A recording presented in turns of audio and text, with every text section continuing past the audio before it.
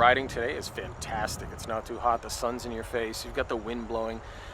The smells, cut grass and rolling by a barbecue shop and smelling that, or cookies, it's crazy what you smell. You know, I started really young, probably, gosh, I don't know, 4 years old or so. But I used to ride to work.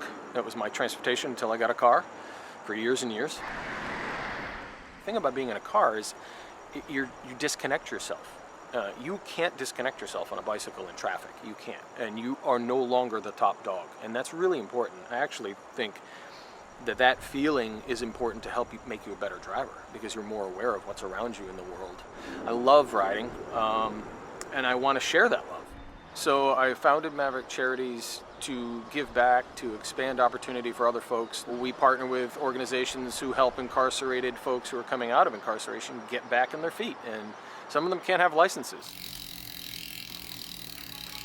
We're about to donate 50 bikes to Loudoun County Public Schools, and that's our first run of 50. We plan on doing it frequently throughout the year, at least twice a year. So I think what COVID-19 meant to cycling was an opportunity. Bicycling in the United States has been increasing over the last decade or two in certain cities and places like Minneapolis, San Francisco, Portland, Washington, D.C.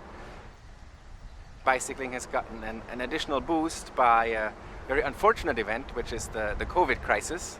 Many people found themselves at home and in the need for physical activity, and they were flocking to bikes, often for recreational purposes. We have people who still go to work or who have to make a trip but are not comfortable making it on public transport anymore. The more people ride their bikes, the more likely drivers know cyclists who ride their bikes, the more likely drivers are cyclists themselves, and we're developing more of a traffic culture that's watching out for the other, because the cyclist is not the unknown or the other,